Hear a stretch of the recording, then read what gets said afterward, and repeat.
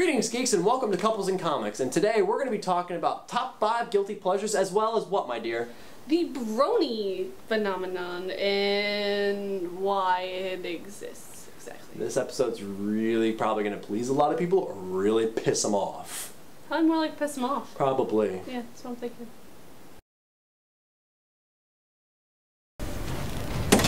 Hey, hon, what you up to? Whoa! Ah! That's not what it looks like! Ah! Get out of here! Ah! Hey guys, thanks for tuning in and, wasting some time with us as we talk about our top 5 guilty movie pleasures today in Couples and Comics. What basically a guilty pleasure is a movie that is so bad, but you can't help but love it. Yeah. For whatever reason, it's just like when it's on, you're like, crap, guess what I'm watching now? Yep, that's exactly it, too. Yeah, exactly. So, we are going to start today with our number 5. So, we are going to start with my number 5 guilty pleasure, and that's going to be Moulin Rouge. See, I don't feel that bad about liking Moulin Rouge. I think it's fun, interesting, glitzy and glamoury and glittery and really spastically edited, badly edited and acted, but I like the music and I like the dancing and I like the costumes and yeah, I just like it. So yeah, that's my number 5. What's your number 5? Well, my number 5 is actually the only horror movie I have on here. For whatever reason, I love the Saw movies. I've seen all of them in theaters, believe it or not. I believe it. There's something, the story, at least for the first 3, are so involved and intriguing, and the twist is always really clever, that it made itself different and stand out from other horror movies, which is probably why I like them so much. But even after the third one, 4, 5, 6, 7, I still enjoyed them. I have all of them, and I don't know why. But yeah, Saw. Number 4. My number 4. My number 4. I don't think this one's all that bad. I'm gonna say 13 going on 30. I know it's kind of random.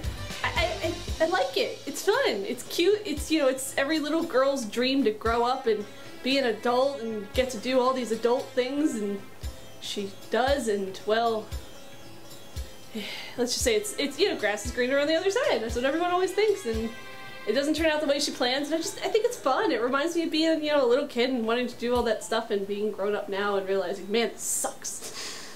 So yeah, that's my number 4. On to you. Okay, the reason why this one is so high up on my list, as opposed to other things, because I know some people would think that this would go much lower, but Daredevil.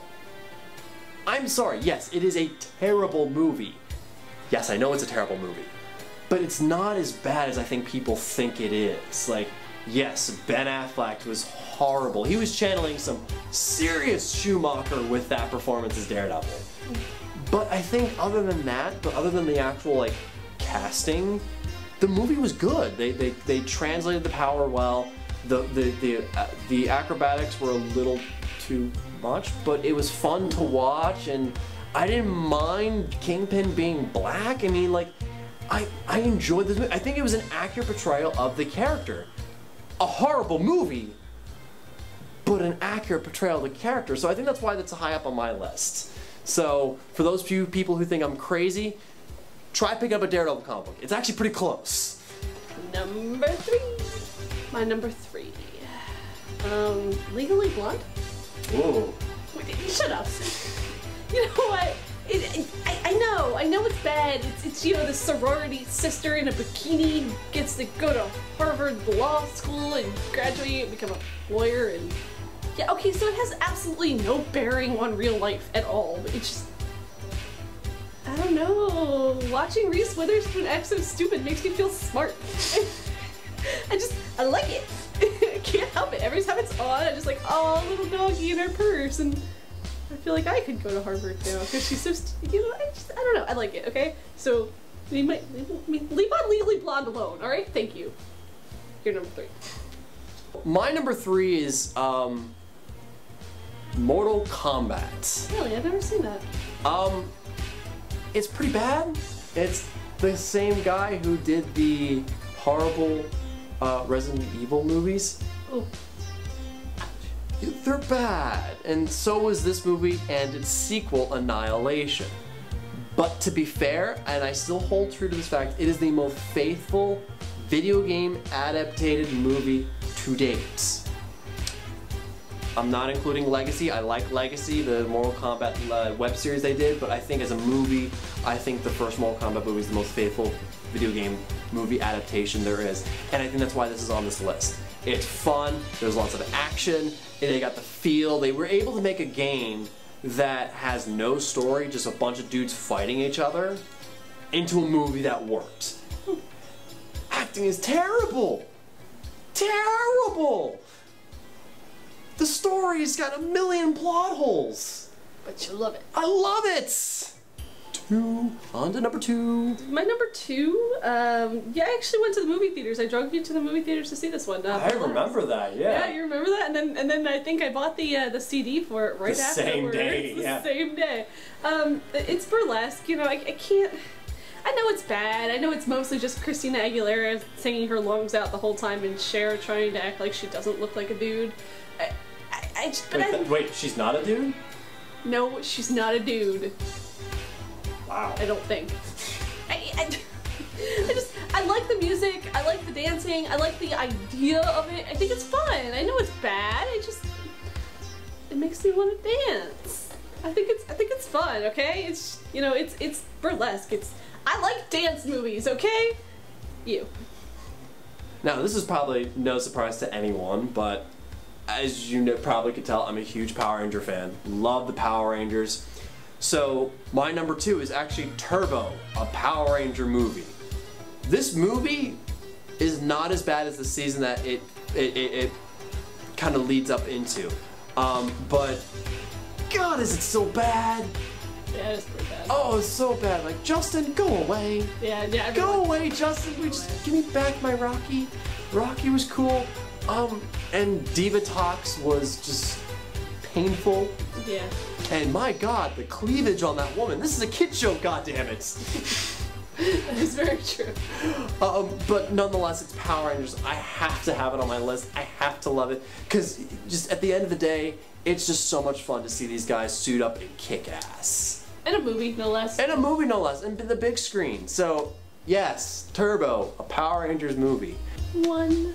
Alright, so... I think I know what this one is. Yeah, you probably know what this one is. The whole world is gonna hate me after this. I feel supremely guilty about this, but Twilight. Go to hell! You know what? Screw you! You burn my books, okay? Twilight is not that bad. Okay, it's not bad. I can't help it. I like it. I like the shiny vampire, and I like the girl that looks like she's a crack the whole time. Because she is. Yeah, she probably is. And I just, I don't know. It's fun. It's okay. It's not all that fun. It's just, I don't know. I like it. I like it. I know how bad it is. Trust me. Every time I watch it, I go, ooh. But it's Twilight. I read the books, and I was in high school when it came out, and it's just, it's Twilight. Okay, it's my thing. Go away. Yeah, I like Twilight. I'm a Twilight addict. Go. I like my number 1 like pains my heart. It makes me feel so like dirty admitting that I like this because I give these movies a hard time like you've no idea. I tear them a new one every chance I get. But I can't help but watch them. Like every time they're on, I'm like, yeah, this is what I'm doing for the next several hours. My number 1 is the Bayformers. Ew. That's just gross. I'm sorry. They're Ew. like they are everything that is wrong with Hollywood. And all right, well, first of all, before I go off on that tangent, for those of you who don't know what the Bayformers are, they are the recent Michael Bay Transformer movies. Bayformers. They represent everything that is wrong with Hollywood now. The completely overused, like, way too much CG, lack of script and story, lack of character, just like, it is like everything that is wrong with Hollywood in my full honest opinion. But I watch them constantly. Like, I came home one day and I'm like, hey, Dark of the Moon's on. 2.5 hours later, why am I still watching this? It's just one of those things. It's just one of those things. It's just like, I enjoy them, and like, I can't help it. I just watched like the trailer for the Age of Extinction, the newest movie, and I'm excited. I'm excited. For me, it's Grimlock. Blasphemy. You don't like Grimlock? They're big. Yeah, they're big formers. So those are our 5 guilty pleasures. Please and, don't judge us. Yeah, please don't judge us, guys, because you know we're not gonna judge you if you tell us what yours are. Yeah, let us know down in the comments below. Facebook, Twitter, YouTube, wherever you can find us. Let us know. We want to know. We want to know what your top 5 guilty pleasures are. Are they similar to ours? Are they different? Yeah. We promise we won't judge. No judgment here. Unless you judge us. Exactly. So we're going to cut to a commercial break, and then when we come back, we're going to be talking about another guilty pleasure phenomenon and what it exactly means to us. Yeah, I don't know where you got commercial from.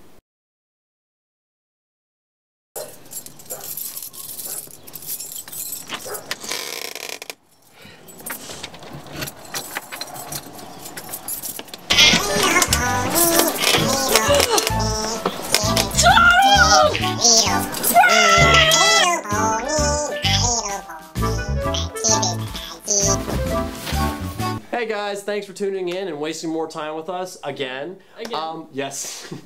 So today, on the subject of guilty pleasures, we're also going to be talking about a guilty pleasure phenomenon that's taken over everywhere, and that is the phenomenon that is the brony. Now, hon, what is a brony? Apparently, a brony is a man who watches, collects, adores My Little Pony. Yeah. So I think what we're going to do today is we're going to be sharing our thoughts on what we think of the brony phenomenon, like what it all encompasses and everything like that, and we'll try not to step on anyone's toes as best we can. So Han, starting off with you, what are your thoughts on the whole brony thing? I don't get it. To me, it doesn't make sense to me. I'm not dissing it. I mean, I guess there's people who think that, like in Power Rangers at 22, 23 years old is weird too. But, you know, maybe someone's going to say that's sexist to think that it's only for girls. But I mean, I don't think it is. It was developed for girls. It's, you know, items in the toy store are put in the girls section. I mean, it's not something that's developed or marketed to boys, men, you know, the male demographic at all. So I guess that's what confuses me more than anything about bronies is I feel like there's so many other things out there for men. I feel, you know, you got Star Wars, you've got Star Trek, you've got Transformers, you've got, you know, TMNT, Power Rangers, you got everything under the sun for guys. You really do. Girls have a lot less to choose from. And I feel like I don't quite understand why men, instead of gravitating towards the things that are marketed towards them, gravitate towards a show about ponies. I just don't get the appeal, I guess. I'm not trying to be mean or hurtful. I'm not. I don't quite get it. So, your opinions? Well, my opinions are completely on the same page as you, hon. I mean, I don't understand what the appeal is. I mean, I have seen the show. I mean, Donald has sat me down and showed me a couple episodes. It's not a bad show. It's really not. It's actually a good, well-written show. But the problem is that it knows what it is, it knows who its demographic is, and that's for young little girls. I mean, like, I get that finding shows for girls are really hard to find that are actually good. So I understand that's why this one stands out so well, because it is a well-written show, it is well animated, and it's for little girls, but that's what it is. It's not like shows with like Powerpuff Girls, a show that was originally intended for girls and marketed towards girls, but there's something there for everyone, not just boys and kids, but also men. You know, like, you know, the little boys, you know, love like, oh, they're superpowered, they beat guys up, there's action, there's this. And then there's even stuff there for adults too. Like, you don't do an episode that's a tribute to the Beatles and expect little kids to get all those references. At the request of my commanding officers, I'd like to make this statement. Help, we need somebody. Help, not just anybody. It's very curious. And I am very curious. Like, I would like to understand what people see. I mean, it's definitely not going to be a show for me, but I would like to understand where this appeal comes from. So those are our thoughts on the brony phenomenon. Are you guys a brony? And if so, maybe you can better explain to us. Maybe there's something we're missing. Maybe. Maybe. I mean, like, again, like, we're not here to judge. We're not here to upset up anyone. Nah. We're just here to try to understand something that is so huge and has taken over everyone. So if you are a brony, let us know. Where? Facebook. Facebook. Twitter. Yep. YouTube. Comments down below. Comments. Yep. Yep. Yep. I mean, we're pretty easy to talk to. I mean, we're not going to kill anyone. We're trying to understand is basically what we're trying to do. And please don't kill me. That's all I ask. So thank you guys for tuning in. I'm Sam. Marissa. And we'll see you guys next time. Peace. Bye.